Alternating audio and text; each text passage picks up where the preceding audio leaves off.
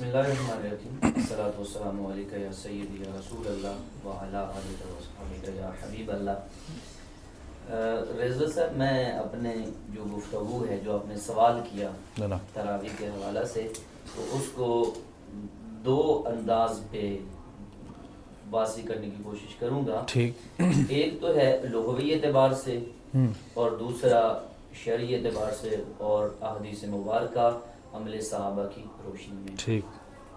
سب سے پہلے تو یہ کہ تراویح یہ جمع ہے اور اس کا واحد ہے ترویحہ۔ تو عربی میں جس طرح باقی زبانوں میں واحد اور جمع ہوتی ہے، عربی میں یہ کنسیپٹ نہیں ہے۔ عربی میں ایک کو واحد کہتے ہیں اور دو کو تثنیہ کہتے ہیں، اور جمع 3 سے شروع ہوتی ہے۔ بالکل۔ تو تمام جو مذاہب ہیں ان سب کا اتفاق ہے اس لفظ پر کہ یہ لفظ تراویح ہے۔ تو جب لفظ تراویح ہے تو یہ لفظ تراویح ہی واضح کر رہا ہے کہ یہ 2 ترویہ سے زیادہ ہی ہیں۔ مطلب ترویہ کیا ہے؟ 4 رکعتیں پڑھنے کے بعد راحت حاصل کرنے کے لیے، سکون حاصل کرنے کے لیے، آرام حاصل کرنے کے لیے کچھ دیر بیٹھ جانا، ذکر اذکار کر لینا، جس طرح ہم 4 رکعت کے بعد پڑھتے ہیں سبحان ذی الملک والملکوت، سبحان ذی العزت والعظمہ، اور یہ پوری دعا ہم پڑھتے ہیں۔ تو اسی طرح اہل مکہ وہ 4 رکعتیں پڑھنے کے بعد ایک طواف کیا کرتے تھے، راحت حاصل کیا کرتے تھے۔ تو اس پر بھی سب کا اتفاق ہے کہ ترویحہ یہ 4 رکعت کے بعد سکون کرنے کا نام ہے۔ تو اگر 8 رکعت ہوتی تو پھر یہ تراویح نہ ہوتا بلکہ ترویحتان ہوتا۔ ترویحتن واحد ہے اور ترویحتان 2 ترویہ یعنی 8 رکعتیں، جبکہ ترویحتان کوئی بھی نہیں کہتا، سارے تراویح کہتے ہیں۔ تو یہ لغوی اعتبار سے ثابت ہوا کہ یہ 8 رکعتیں نہیں ہیں بلکہ 8 سے زیادہ ترویحیں ہیں، اور 12 تو کہتا بھی کوئی نہیں ہے، زیادہ نہیں کہتے۔ تو پھر اگر 8 نہیں ہے تو دوسرا قول 20 والا ہے۔ تو یہی لغوی اعتبار سے صادق آتا ہے، بات جا کے 20 پہ ہی ختم ہوتی ہے، 20 پہ ہی ختم ہوتی ہے۔ ٹھیک ہے۔ اور دوسرا پھر اس کو جو سپورٹ کرتا ہے وہ سرکار دو عالم تاجدار رسالت خاتم النبیین صلی اللہ علیہ وآلہ وسلم کا عمل مبارک ہے۔ سبحان اللہ۔ جس طرح کہ حضرت سیدنا عبداللہ ابن عباس رضی اللہ تعالیٰ عنہ کی روایت ہے، اور میں اپنے سامعین و حاضرین کے لیے یہ گزارش کروں کہ حضرت عبداللہ ابن عباس رضی اللہ تعالیٰ عنہ وہ ہستی ہیں کہ جو پہلے مفسر قرآن ہیں، جن کے پاس اتنا علم قرآن ہے کہ فرماتے ہیں اگر میرے اونٹ کی نکیل گم ہو جائے تو میں قرآن پاک سے تلاش کر لوں گا۔ تو وہ ہستی عمل رسول صلی اللہ علیہ وآلہ وسلم بیان کرتے ہیں۔ اور ایک اور فضیلت جو اس راوی کو حاصل ہے وہ یہ کہ وہ خاندان نبوت میں سے ہیں، یعنی حضرت عباس جو حضور علیہ الصلوۃ والسلام کے چچا جان ہیں ان کے بیٹے ہیں، یعنی کہ ہر ٹائم حضور علیہ الصلوۃ والسلام کے پاس رہنے والی ہستی ہے۔ تو وہ فرماتے ہیں کان رسول اللہ صلی اللہ علیہ وآلہ وسلم یصلی 20 رکعۃ والوتر، کہ حضور علیہ الصلوۃ والسلام کان یصلی کا مطلب ہے یہ ماضی استمراری ہے، یعنی کہ آپ استمرار کے ساتھ 20 رکعتیں ادا فرماتے تھے، والوتر، اور اس کے بعد وتر ادا فرماتے تھے۔ اب یہاں جو لوگ 8 رکعت کا جنہیں مغالطہ ہوتا ہے وہ ہے ایک بخاری شریف کی روایت، جس کو امام بخاری رحمۃ اللہ علیہ آپ رمضان کے باب میں لائے ہیں، اور وہ نمبر ہے 1079 حدیث پاک ہے کہ ایک شخص آیا اور اس نے حضور علیہ الصلوۃ والسلام کے قیام اللیل کے بارے میں حضرت سیدہ عائشہ صدیقہ رضی اللہ تعالی عنہا سے سوال کیا۔ تو حضرت سیدہ عائشہ صدیقہ آپ نے جواب دیا کہ ما کان صلاۃ رسول اللہ صلی اللہ علیہ وآلہ وسلم یزید، اور ایک روایت میں الفاظ ہیں ما کان یزید صلاۃ رسول اللہ صلی اللہ علیہ وآلہ وسلم علی 11 رکعۃ فی رمضان ولا فی غیرہ، کہ حضور علیہ الصلوۃ والسلام کی جو قیام اللیل تھا، جو رات کی نماز تھی، وہ 11 رکعت سے زیادہ نہ تھی فی رمضان، رمضان شریف میں، ولا فی غیر ہی، اور نہ رمضان شریف کے علاوہ 11 سے زیادہ تھی۔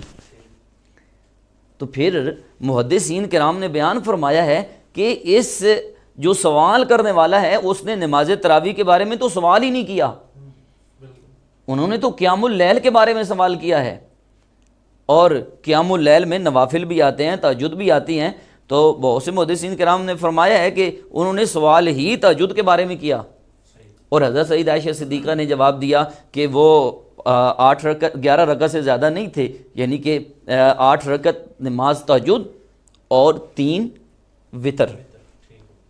اب یہاں جو مغالطہ ہے وہ ہوتا کس وجہ سے ہے؟ صرف اس وجہ سے، رضوی صاحب، صرف اس وجہ سے مغالطہ ہوتا ہے کہ حضرت امام بخاری رحمۃ اللہ علیہ اس حدیث پاک کو رمضان شریف کے باب میں لائے ہیں، تو لوگ یہ سمجھتے ہیں کہ رمضان شریف جب باب میں لائے ہیں تو اس مراد تراویح ہی ہے، جبکہ اس کے یہاں واضح الفاظ ہیں ولا فی غیر ہی، نہ رمضان شریف کے علاوہ 11 سے زیادہ پڑھتے تھے، تو اس پر تو ہر ایک بندہ متفق ہے، ہر شخص متفق ہے کہ رمضان کے علاوہ تو تراویح نہیں ہوتی، یا تو رمضان شریف کے علاوہ تراویح مانے تو پھر تو 8 رکعت کہیں، اور جب رمضان شریف کے علاوہ تراویح نہیں ہے تو پھر 8 رکعت بھی نہیں ہے۔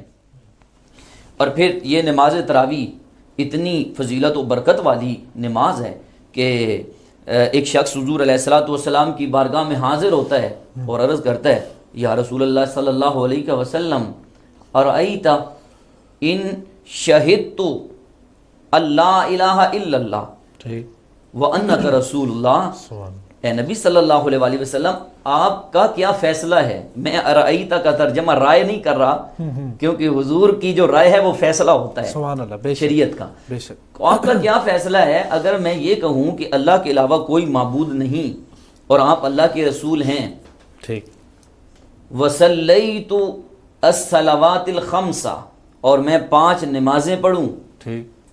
وصمت الشہر، اور رمضان کے روزے رکھوں، وقمت رمضان، اور رمضان کی تراویح ادا کروں، رمضان کا قیام کروں، اور عرض کرتے ہیں وآتیت الزکوٰۃ، اور میں زکوٰۃ دوں، تو یا رسول اللہ صلی اللہ علیہ وسلم آپ کا کیا فیصلہ ہے میرے بارے میں؟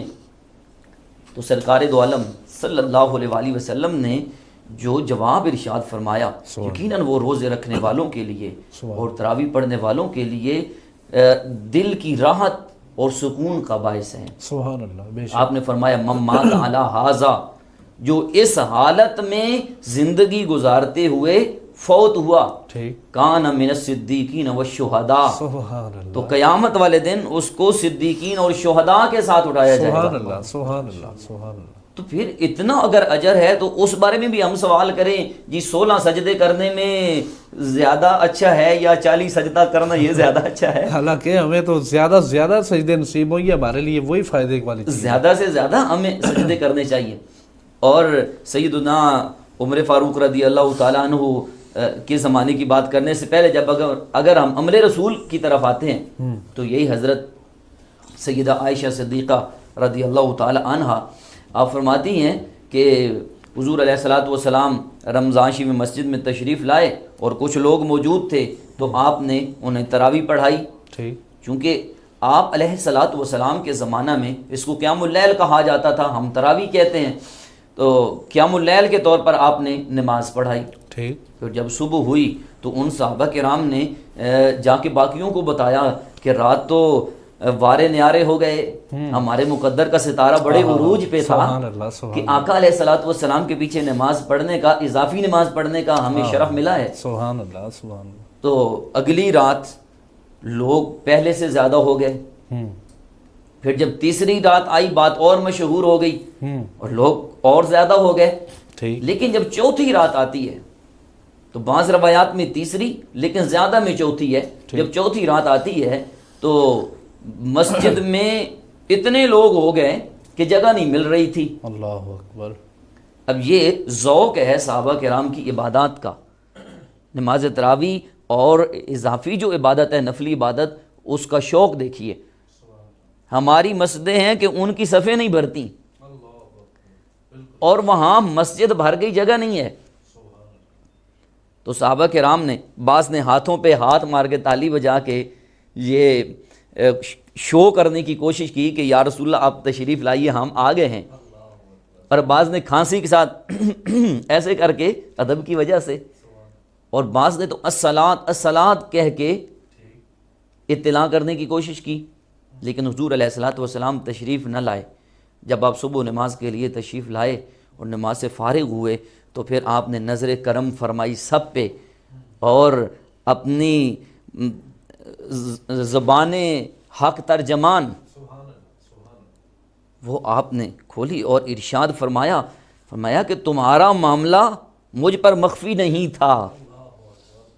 اور اس میں بھی جو اہل ذوق ہیں، اہل محبت ہیں، عشق والے ہیں، انہوں نے یہاں سے یہ نقطہ نکالا ہے کہ اگرچہ ظاہری طور پر حضور علیہ الصلوۃ والسلام انہیں نہیں دیکھ رہے تھے، لیکن نبی کریم صلی اللہ علیہ وآلہ وسلم کو اللہ نے اتنا علم دیا ہے، یہ مقام و شان دی ہے کہ آپ پردے کے پیچھے سے بھی ان کے حال سے غافل نہیں تھے۔ سبحان اللہ۔ بلکہ ایک اور موقع پہ فرمایا کہ میں تمہارے رکوع اور خشوع پر بھی نظر رکھتا ہوں۔ اللہ اکبر۔ تو چلو رکوع تو ظاہری جسم کی کیفیت ہے، لیکن خشوع تو دل کی ایک کیفیت ہے۔ سبحان اللہ۔ حضور علیہ الصلوۃ والسلام دلوں کی کیفیات کو بھی جانتے ہیں، بے شک۔ لہٰذا یہ جو دیوار سے پیچھے نہ سننے نہ جاننے والا مسئلہ ہے، یہ تو حضور علیہ الصلوۃ والسلام نے اسی وقت حل کر دیا تھا۔ تو فرماتی ہیں کہ جب حضور علیہ الصلوۃ والسلام نے صحابہ کرام کو خطبہ دیا اور فرمایا کہ میں تم سے غافل نہیں تھا، لیکن خشیت ان تفرض علیکم، مجھے یہ خدشہ لاحق ہوا کہ کہیں میں چوتھے دن بھی آ گیا تو تم پر تراویح فرض نہ کر دی جائے۔ اپنی امت پر کتنا رحم ہے۔ اور پھر آگے راوی نے اگلا جملہ لکھ کے تو سارے مسائل کی وضاحت کر دی، وذالک فی رمضان، اور یہ واقعہ رمضان شریف کا ہے۔ پھر حضرت سیدنا صدیق اکبر رضی اللہ تعالیٰ عنہ کا زمانہ گزرا، لوگ اسی طرح انفرادی پڑھتے رہے۔ سیدنا عمر فاروق رضی اللہ تعالیٰ عنہ کو اللہ رب العزت نے بڑی فتوحات اور بڑی عزتیں عطا فرمائیں، اور آپ کی وجہ سے دین کو بھی۔ تو آپ ایک دن مسجد میں تشریف لائے اور دیکھا کہ لوگ راحتاً یعنی کہ ٹولیاں ٹولیاں بن کے نماز پڑھ رہے تھے۔ تو حضرت سیدنا عمر فاروق رضی اللہ تعالیٰ عنہ مخاطب فرمایا لوگوں کو، اور فرمایا کہ کیا یہ اچھا نہیں ہوگا کہ آپ سارے مل کر ایک قاری کے پیچھے نماز پڑھیں؟ تو سب نے اس پر خوشی کا اظہار کیا۔ تو اگلے دن آپ جب تشریف لائے تو حضرت ابی بن کعب رضی اللہ تعالی عنہ جو کہ بہت اچھے قاری تھے، ان کی اقتداء میں صحابہ کرام نماز پڑھ رہے تھے۔ تو وہ جو نماز پڑھی تھی تراویح کی زمانہ حضرت سیدنا عمر فاروق میں، وہ بھی 20 رکعت تھی، اور زمانہ حضرت عثمان غنی رضی اللہ تعالیٰ عنہ بھی 20 رکعت تھی۔ بلکہ حضرت مولا علی المرتضیٰ رضی اللہ تعالی عنہ کے بارے میں تو روایت ہے کہ آپ قراء کو اکٹھا فرماتے تھے، وَأَمَرَ رَجُلًا أَن يُصَلِّيَ بِالنَّاسِ 20 رَكَعَةً، اور ایک شخص کو اچھے قاری کو حکم دیتے کہ لوگوں کو 20 رکعت نماز پڑھائے تراویح کی۔ کیا خوبصورت انتظام ہے۔ اور اب میں یہ ہر صاحب دانی سے سوال کرنا چاہتا ہوں کہ دیکھیے وہ حضرت عمر فاروق رضی اللہ تعالیٰ عنہ جو منہ بھر بھی شریعت سے پیچھے نہیں ہوتے سے یا زیادہ نہیں کرتے تھے، تو انہوں نے اگر 20 پڑھی ہیں تو اس کا مطلب ہے رستہ 20 والا ہی ٹھیک ہے۔ اور آپ نے جب دیکھا اور مسجد میں یہ سما دیکھا تو فرمایا نعمت البدعۃ ھذہ، یہ تو کتنی خوبصورت بدعت ہے، یہ کتنا خوبصورت ایک نیا طریقہ ہے۔ اور یہاں یہ ہمیں ذہن میں رکھنا چاہیے کہ نیا طریقہ رکعتوں کے تعداد کے حوالے سے نہیں ہے، نیا طریقہ جماعت کے ساتھ پڑھنے والا ہے۔ اب کچھ لوگ یہاں یہ بھی غلط فہمی کا یہاں شکار ہو جاتے ہیں کہ جی انہوں نے کہا کہ یہ نئی بدعت ہے، یہ نیا طریقہ ہے، تو پہلے 8 ہوتی تھیں شاید اور اب انہوں نے 20 کر دی۔ نہیں، وہ صرف کیفیت صلاۃ کا طریقہ جو وہ نیا تھا۔ بدعت سے وہ یہ مراد لیتے ہیں کہ پہلے 8 تھی اب یہ 20۔ ہاں، پہلے 8 تھی یا اس سے کم و بیش تھی اور اب 20 ہو گئی ہے۔ نیت کی ہے نا، بالکل، جب نیت ہوگی تو پھر 20 کیا، اور حضور صلی اللہ علیہ وسلم کا فرمان تو یہی ہے نا کہ 20، اور اسی میں کیفیت سب کو نصیب ہوگی۔ بالکل اسی طرح۔ اور بلکہ حضرت نعمان بن ثابت رضی اللہ تعالی عنہ اور حضرت نعمان بن بشیر سے بھی روایت ہے، تو کہتے ہیں کہ وقان علی ممبر حمص، اور وہ حمص کے ممبر پر کھڑے ہو کے کہتے تھے کہ کان رسول اللہ صلی اللہ علیہ وآلہ وسلم یصلی 20 رکعتاً، کہ حضور علیہ الصلوۃ والسلام کا معمول تھا کہ آپ 20 رکعت نماز تراویح ادا فرمایا کرتے تھے۔ اور اس میں ایک جو اضافہ فقہا نے کی اور بڑی دلچسپ بات ہے وہ یہ کہ تراویح ہمارے جو فرائض ہیں یا واجبات ہیں ان میں جو کمی کوتاہی رہ جاتی ہے تو ان تراویح کی وجہ سے اللہ تعالیٰ اس کمی کو پورا فرما دیتا ہے۔ جس طرح کہ ضیاء الاسلام قمر صاحب آپ بھی فرما رہے تھے صدقہ کے حوالہ سے، تو ایک روایت ہے کہ روزے اور عبادات معلق ہو جاتی ہیں اور جب فطرانہ ادا کیا جاتا ہے تو پھر اللہ تعالیٰ ان کو قبول فرما لیتا ہے۔ تو اسی طرح ہمارے فرائض اور واجبات میں جو کمی رہ جاتی ہے اللہ کریم تراویح کی وجہ سے اسے قبول فرما لیتا ہے۔ اور بڑی دلچسپ بات ہے کہ اگر ہم 5 نمازوں کے فرائض اور واجبات ان کو اکٹھا کریں تو ان کی تعداد 20 بنتی ہے۔ سبحان اللہ، کیا خوبصورت مماثلت ہے، کیا بات ہے۔ وہ 20 بنتی ہے، یعنی کہ ان 20 میں جو کمی رہ گئی یہ ان 20 کی وجہ سے اللہ تعالیٰ پوری فرما دے گا۔ واہ واہ، سبحان اللہ، سبحان اللہ۔ اور دوسرا، اگر نماز کی سنت موقدہ کو دیکھا جائے، 5 نمازوں کی سنن موقدہ کو گنا جائے تو وہ 10 بنتی ہیں۔